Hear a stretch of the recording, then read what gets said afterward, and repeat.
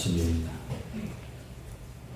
신약성경 야고보서 2장 1절부터 13절까지의 말씀입니다. 내 형제들아, 영광의 주 곧 우리 주 예수 그리스도에 대한 믿음을 너희가 가졌으니 사람을 차별하여 대하지 말라. 만일 너희 회당에 금가락지를 끼고 아름다운 옷을 입은 사람들이 들어오고 또 남루한 옷을 입은 가난한 사람이 들어올 때에 너희가 아름다운 옷을 입은 자를 눈여겨보고 말하되 여기 좋은 자리에 앉으소서 하고 또 가난한 자에게 말하되 너는 거기 서 있든지 내 발등상 아래 앉으라 하면 너희 길에 서로 차별하며 악한 생각으로 판단하는 자가 되는 것이 아니냐. 내 사랑하는 형제들아, 들을지어다. 하나님이 세상에서 가난한 자들을 택하사 믿음에 부유하게 하시고 또 자기를 사랑하는 자들에게 약속하신 나라를 상속으로 받게 하지 아니하셨느냐. 너희는 도리어 가난한 자를 없인 여겨도다. 부자는 너희를 억압하며 법정으로 끌고 가지 아니하느냐. 그들은 너희에 대하여 일컫는 바 그 아름다운 이름을 비방하지 아니하느냐. 너희가 만일 성경에 기록된 대로 내 이웃 사랑하기를 내 몸과 같이 하라 하신 최고의 법을 지키면 잘하는 것이거니와 만일 너희가 사람을 차별하여 대하면 죄를 짓는 것이니 율법이 너희를 범법자로 정죄하리라. 누구든지 온 율법을 지키다가 그 하나를 범하면 모두 범한 자가 되나니 간음하지 말라 하시니가 또한 살인하지 말라 하셨은즉 네가 비록 간음하지 아니하여도 살인하면 율법을 범한 자가 되느니라. 너희는 자유의 율법대로 심판받을 자처럼 말도 하고 행하기도 하라. 긍휼을 행하지 아니하는 자에게는 긍휼 없는 심판이 있으리라. 긍휼은 심판을 이기고 자랑하느니라. 아멘. 하나님의 말씀입니다. 그의 작가인 알폰수도대의 고쇠 신부의 불로장생주라는 단편 소설이 있습니다. 배경은 프랑스의 프레몽뜨르 수도원입니다. 그 수도원은 가난과 절제, 검소함을 자랑으로 여겼던 수도원이었습니다. 얼마나 가난했던지 기도 시간을 알리는 종을 살 수 없어서 나무를 두드리고 시간을 알려줄 정도였습니다. 그 수도원에 젖소를 기르는 고쇠라는 수사가 수도원의 재정적인 도움이 될까 해서 불로장생주라는 술을 만듭니다. 과거 포도주 같은 것들을 주로 수도원에서 만들었다는 것을 여러분 아실지 모르겠습니다. 이 고쇠라는 수도사가 여러 가지 약재를 섞어서 술을 만들었는데 그 술이 불티나게 팔리는 것입니다. 그래서 이제 이 수도원이 하루아침에 돈방석에 앉게 됐습니다. 금방 여러 가지 시설을 아름답게 장식하고 또 수도사들도 다 좋은 옷감으로 옷을 멋지게 만들어 입었습니다. 고쇠 수도사는 공로를 인정받아서 신부 소품까지 받았습니다. 그런데 안타깝게도 이 고쇠는 매일 자기가 만든 술을 맛보면서 알코올 중독이 되고 말았습니다. 그래서 예배 중에도 늘 술에 취해 있었고 원장은 고쇠에게 수도원 안에서 가능하면 사람들 눈에 띄지 마라 이렇게 지시합니다. 어느 날 고쇠는 자기가 술을 만드는 것에 회의를 느껴서 수도원 원장에게 예전처럼 젖소를 기르는 일을 하겠다고 하지만은 원장은 단호하게 얘기합니다. 주님께서 모든 걸 책임지시니 아무 염려하지 말고 당신은 술을 만들어라. 그래서 그 수도원은 술 만드는데 정신이 팔려가지고 예배드리고 기도한 일은 뒷전이 되고 수도원이 엉망이 되고 맙니다. 주객이 뒤바뀐 것이죠. 수도원이 해야 할 일은 내팽개치고 술 만들어 파는 일이 위주가 되어서 수도원이 엉망이 되었다는 당시 교회 또 수도원의 실상을 풍자하는 소설입니다. 여러분 오늘날 교회는 어떨까요? 그런 모습이 없을까요? 지금 우리가 예수님의 십자가를 묵상하는 사순절을 보내고 있는데 십자가에 못 박히신 예수님의 뒤를 따라가는 오늘날의 교회와 그리스도인들이 예수님의 그 십자가의 정신을 실천하고 있을까요? 오늘 본문에 야고보가 그리스도인들이 실천해야 할 중요한 한 가지를 교훈하고 있는데요.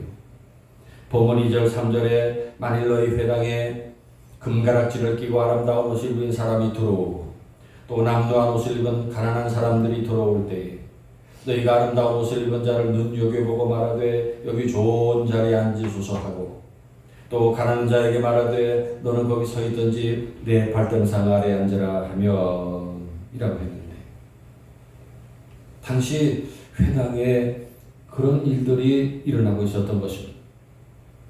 금가락지를 끼고 아름다운 옷을 입은 사람이 들어오니 눈여겨보고 좋은 자리로 안내합니다. 그리고 가난한 사람이 초라한 옷을 입고 들어오니까 뭐라고 말합니까? 거기 서 있든지 내 발등상 아래 바닥에 앉아라 라고 맹계합니다. 어떻게 회당에서 그런 차별이 있었을까요? 그 이유는 그 시대가 그런 계급 제도를 가지고 있었습니다. 자유인과 노예가 엄격하게 구별되어 있었고 또 주인과 종의 관계가 엄격했던 사회였습니다. 옛날 우리나라의 양반과 상놈을 구분했던 것과 같습니다. 그래서 회당에 예배드리기 위해 모인 그 성도들이 사이에 그런 사회적인 차별을 자연스럽게 행하고 있었던 것입니다. 그리고 그때의 회당이라는 것은 본래가 기독교 예배당이 아니라 유대교의 예배당이에요. 오늘날도 미국이나 유럽의 나라들 가보면은 유대인들이 사는 그 도시에 시나고그라고 하는 그 회당이 크게 세워져 있습니다. 몇 년 전에 미국 보스턴에 가서 보니까 유대교 회당이 대리석으로 막 어마어마하게 지어져 있고, 그리고 유대인들이 그 율법을 따라 먹는 코셔라는 그 음식을 파는 식당들이 주변에 있고, 그 유대인 그 소사이어티가 이렇게 형성되어 있는 걸 봤어요. 그 회당은 본래가 유대교의 예배당입니다. 그런데 기독교가 터를 잡던 초기에 교인들끼리 모이기도 했지만은 유대인들의 회당을 빌려서 예배를 드리기도 했고, 그래서 오늘 2절 서두에 보면은 야고보가 이 말씀을 읽는 그리스도인들에게 만일 너희 회당에 라고 하는 것을 보면은 기독교인들이 회당에서 모인 걸 알 수 있습니다. 그런데 기독교인들이 모이는 회당에서 그런 차별이 있었고 그것이 당연한 것인 줄 받아들이고 있었어요. 그러나 오늘 2장 1절을 보세요. 내 형제들아, 영광의 주 곧 우리 주 예수 그리스도에 대한 믿음을 너희가 가졌으니 사람을 차별하여 대하지 말라 말씀합니다. 명령입니다. 여러분, 우리가 사람을 대할 때 특히 겉모습만 보고 사람을 차별해서는 왜 안 됩니까? 첫째 이유는 우리가 영광의 주 예수 그리스도를 믿는 믿음을 가졌기 때문입니다. 1절을 보십시오. 내 형제들아, 영광의 주 곧 우리 주 예수 그리스도에 대한 믿음을 너희가 가졌으니, 그랬어요. 우리가 믿음을 가졌기 때문에. 어떤 믿음이에요? 우리 주 예수 그리스도에 대한 믿음이. 어떤 예수님입니까? 영광의 주이신 예수님. 그 예수님께서 우리의 죄를 대속해 주시기 위해 십자가에 못 박혀 죽으심으로 영광의 주가 되셨어요. 있습니까? 그래서 우리가 그 예수님을 믿음으로 신분이 바뀌었어요. 영적인 신분이 바뀌었어요. 새로운 신분으로 새로운 세계를 살게 된 것입니다. 그런데 그 새로운 세계는 사람을 차별하지 않는 세계입니다. 예수님 앞에서는 빈부 귀천이 다 평등합니다. 똑같은 죄인들이고 불쌍한 존재들이에요. 그렇기 때문에 우리 그리스도인들이라는 우리는 새로운 신분을 가지고 살면서 사람을 차별해서는 안 됩니다. 예수님의 세계에 맞지 않은 일이. 여러분, 우리는 예수님의 제자들인데 우리의 선생이신 예수님은 어떻게 하셨습니까? 당시 유대인들 중에 가장 멸시와 천대를 받았던 사람들, 가난한 사람들, 병든 사람들, 배고픈 사람들, 소외된 사람들의 친구가 되셨습니다. 당시 부정하다고 사람들이 상종하지 않았던 나병 환자들, 가늠한 여자, 부정한 병이었던 혈루증 앓는 여인, 세리들의 친구가 되셨습니다. 마가복음 12장 14절과 누가복음 20장 21절에 보면은 예수님을 책잡으려는 사람들도 예수님이 사람을 외모로 취하지 않았다 하는 것을 인정하고 있습니다. 예수님은 결코 사람을 외모로 차별하지 않는 분이셨습니다. 세상적인 편견도 인정하지 않으셨습니다. 그렇기 때문에 예수님을 믿는 오늘날의 교회와 그리스도인들은 사람을 외모로 대하지 말아야 합니다. 사람을 차별하는 것은 예수님을 믿는 그리스도인으로서 어울리지 않는 일이에요. 여러분, 예수님이 왜 십자가에 못 박히셨습니까? 세상에 어리석은 차별을 없애시기 위해서였어요. 그래서 세상에 어떤 사람도 차별하지 않고 화목하게 사는 세상을 만드시려고 하셨어요. 바로 교회가 그런 곳이 되어야 합니다. 믿습니까? 아멘. 교회는 빈부귀천, 어떤 사람이 온다 할지라도 차별 없이 환영받는 곳이어야 합니다. 그것이 예수님께서 세상에 교회를 세워주신 이유 중에 하나인 것을 믿으시기 바랍니다. 그리고 당시 사람을 외모로 취하는 것은 현실적으로 도움이 되지 않았다는 것입니다. 그 이유가 무엇입니까? 당시 교회에서 부자들을 그렇게 환대해 주었는데 부자들은 어떻게 하고 있습니까? 본문 6절에 보면은 너희는 도리어 가난한 자를 없인 여겼도다. 부자는 너희를 억압하며 법정으로 끌고 가지 아니하느냐. 그들은 너희에 대하여 일컫는 바 그 아름다운 이름을 비방하지 아니하느냐 했습니다. 교회에서 부자들을 극진하게 환대했지만은 그렇게 잘하는 교인들에 대해서 부자들은 억압하고 법정으로 끌고 갔다는 것입니다. 형편이 어려워서 돈을 빌리고 갚지 못하면은 억압하고 법정으로 끌고 갔어. 이에 타살이 걸리면은 피도 눈물도 없어서 거기에 멈추지 않고 그리스도인의 아름다운 이름까지 비방했습니다. 그렇게 외모만으로 사람을 대하다가는 큰 낭패를 당했었습니다. 그러니 사람을 외모로 보고 판단하는 것이 얼마나 어리석냐는 교훈입니다. 오늘날도 그런 경향이 있습니다만은 당시 교회들은 우리 사람들의 소유와 인격을 혼동했습니다. 손에 금가락지를 끼고 아름다운 옷을 입은 사람들은 좋은 사람들일 것이라고 생각했습니다. 그렇게 부자들은 신앙이 좋을 것이라고 생각하고 인격이 성숙했을 것이라고 착각했습니다. 심리학에서 후광 효과라고 말을 하는데 외모나 소유가 곧 그 사람이라고 착각을 하는 것입니다. 그러나 아닙니다. 사람의 가치는 외적인 조건에 있지 않습니다. 외모와 소유에 있지 않습니다. 사람의 참된 가치는 인간 그 자체에 있습니다.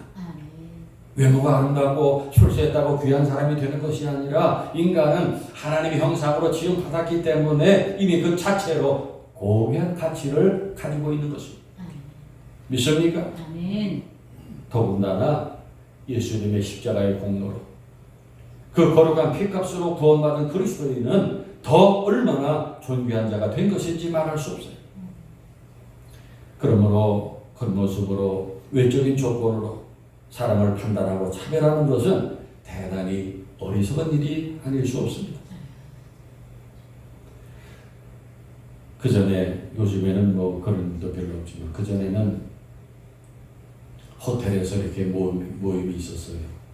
목사님들이 회의도 하고 모이는 일이 있어서 제가 이제 교회 봉고차를 탁 몰고 호텔에 들어가면은 거기 차량 안내하는 직원들이 인상을 팍 쓰고 빨리 지나가라.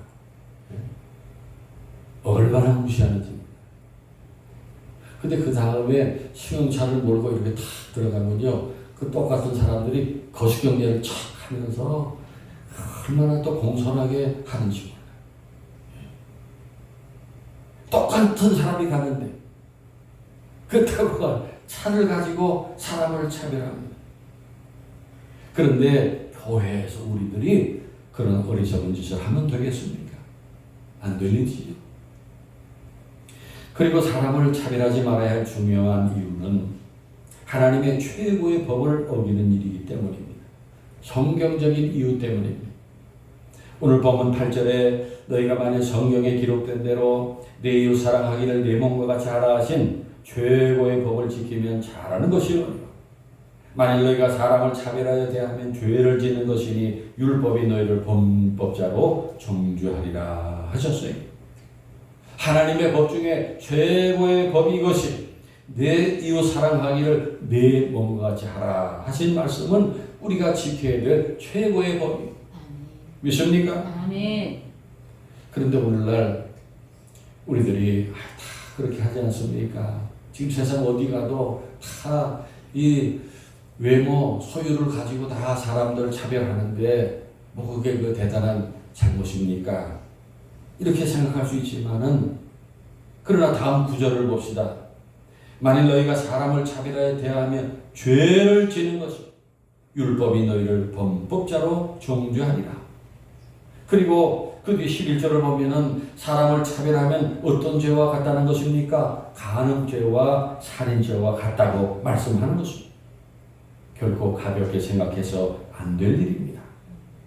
외모로 사람을 판단하고 대하는 것은 하나님의 법을 크게 어기는 잘못이 됩니다. 믿습니까? 사도행전 10장에 보면은 당시 유대인과 이방인들의 차별이 극심했습니다. 유대인들은 이방인들을 만나지도 않았고 그 집에 들어가지도 않았습니다. 그런데 베드로가 다락에 올라가서 기도하는데 하나님께서 환상을 보여주십니다. 하늘에서 큰 보자기가 이렇게 내려오는데 보니까 거기 아주 부정한 짐승들이 거기 가득 들어 있어요. 그런데 하나님께서 일어나 잡아먹어라 그러십니다. 베드로가 깜짝 놀라서 그럴 수 없습니다. 이렇게 속되고 깨끗하지 않은 것을 제가 어떻게 잡아먹습니까? 했더니 하나님 말씀합니다. 내가 깨끗게 한 것을 내가 속되다 하지 마라. 하면서 똑같은 환상을 3번을 반복해서 보여주셨어요. 베드로는 그 환상을 본 후에 이방인 고넬료의 집에 가서 그 집 사람들에게 이방인들에게 복음을 전하고 세례를 베풀었습니다. 사랑하는 여러분, 우리가 사람을 외모로 차별하지 말아야 할 이유는 그들의 영혼의 가치 때문입니다. 사람의 외적인 조건은 다를 수 있어요. 생김도 다르고 부모님도 다르고 출신 환경도 다를 수 있습니다. 그러나 우리 인간은 태어날 때 하나님의 형상을 가지고 태어났어요. 하나님께서 그렇게 인간을 지으셨어요. 우리가 하나님의 형상을 가지고 태어난 것이 얼마나 놀라운 일인지 모릅니다. 그것 때문에 우리는 다 가치 있고 존귀합니다. 믿습니까?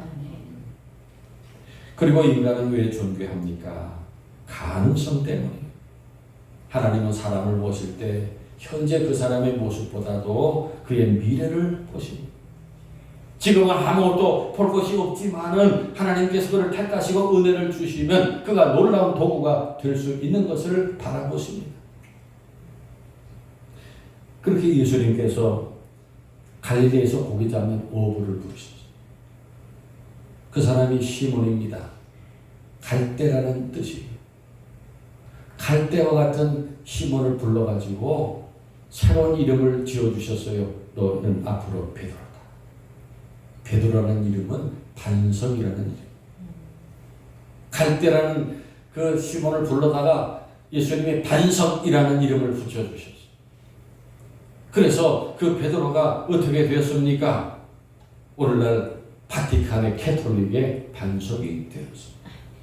여러분, 이태리 로마의 그 바티칸 본부의 두오모, 그 대성당이 성 베드로 대성당. 가보셨습니까? 어마어마합니다. 우리 세계에 그런 엄청난 구조물이 없어요. 천정이 까마득하게 보이고 저 앞에가 까마득하게 보이고 기둥 하나가 어마어마해요. 그 가장 중심에 강대산 아래가 베드로의 교회. 그 앞에 가서 전 세계에서 온 캐톨릭 교인들이 다 엎드리고 붙들고 기도합니다. 로마 캐톨릭의 초대 교황이라고 쳐. 우리 개신교도 마찬가지예요. 우리 마태복음 16장에 베드로의 신앙 고백 위에 우리 개신교가 세워졌어요. 예수님은 갈릴리 호수에서 고기 잡던 어부를 그런 가능성을 보고 부르셨어요. 사랑하는 여러분, 지금 우리는 사순절을 보내고 있습니다. 예수님께서 우리의 죄를 대속하시기 위해서 십자가에 고난당하신 그 희생과 그 은혜를 묵상하고 있습니다. 예수님께서 그렇게 십자가에 고난당하신 목적은 우리의 죄를 속량하시고 죄인들을 구원하시기 위한 것이지만 동시에 이 세상의 모든 사람들이 하나님의 형상으로 지어진 귀중한 사람들인 것을 깨닫게 해주시고 모든 막힌 담을 헐어주시기 위함이었습니다. 그러므로 예수님의 제자들인 우리들은 우리 주님의 그 십자가 정신을 가지고 그 뜻을 실천해야 합니다. 우리 자신부터 사람들을 대할 때 세상적인 기준이 아니라 예수님의 마음으로 모두를 받아들이고 사랑해야겠습니다. 아멘. 조금 더 차별이 없는 하늘교회가 되게 해야겠습니다. 아멘. 특별히 세상에서 무시당하는 약자들을 하늘교회는 존귀하게 여기고 따뜻하게 맞이합시다. 아멘. 진심으로 환영하고 귀빈으로 모시고 섬깁시다. 아멘. 세상의 약자들을 우리 하늘교회에서는 귀빈으로 모십시다. 아멘. 아멘입니까? 아멘. 그렇게 하라 하신 예수님 말씀에 놀라운 비밀이 담겨있는 것입니다. 여러분 보세요. 우리 한국교회 초기에 복음이 전해질 때 대부분 비천한 사람들, 상놈들, 약자들이 먼저 복음을 받아들였어요. 그분들의 마음이 갈급했기 때문에 복음을 기쁘게 받아들인 사람들이 다 백정 같은 천민들, 아이들, 여자들, 그리고 노인들이었어요. 기독교 초기 시대도 마찬가지였습니다. 그들이 가난하고 병든 자리에 있을 때 하나님이 그들을 부르셨고 그들은 천국 기업을 사모하고 믿었어요. 더 나아가서 그들이 믿음의 부유한 자가 되었고 세상을 변화시키는 주역들이 되었습니다. 오늘 이 자리에 있는 우리들도 다 마찬가지 아니었습니까? 하나님께서 우리를 택하신 조건이 무엇입니까? 우리가 잘나서 착한 일을 많이 해서 정직해서 구제를 많이 해서입니까? 결코 아닙니다. 우리가 지난날 다 가난하고 병들고 비천해서 복음을 갈망했고 그래서 오늘날 예수 믿고 복을 받았어요. 할렐루야. 아멘. 예수님의 그 피 흘리신 그 공로와 은혜 때문에 우리가 택함을 받고 하늘의 복과 땅의 복을 받았어요. 그러므로 세상의 약자들을 볼 때 그들 속에 있는 놀라운 영적 가능성이 숨겨져 있는 것입니다. 그분들의 마음이 활짝 열려있기 때문에 복음을 잘 받아들입니다. 그래서 그분들이 앞으로 하나님의 나라와 교회를 짊어지고 나갈 제목들입니다. 그런 제목들을 우리가 어떻게 맞이하고 섬겨야 하겠습니까? 기도하겠습니다. 세상에 미련한 것들을 택하여 지혜 있는 자들을 부끄럽게 하시고 약한 것들을 택하여 강한 것을 부끄럽게 하시며 세상에 천한 것들과 멸시받는 것들, 없는 것들을 택하여 있는 것들을 펴리 하시는 하나님을 찬양합니다. 참으로 미련하고 약한 저희들을 부르셔서 오늘날 이렇게 믿음의 부유한 자로 세워주신 것을 감사드리오며 저희들 내가 받은 은혜를 망각하고 약자를 차별하는 어리석음을 범하지 않게 하시고 예수님의 십자가 정신으로 모든 빈부 귀천을 받아들이고 하나님의 나라와 교회에 귀한 제목으로 양육하고 세우는 하늘교회 모든 권속들이 되게 하옵소서. 예수님의 이름으로 기도하옵나이다. 아멘.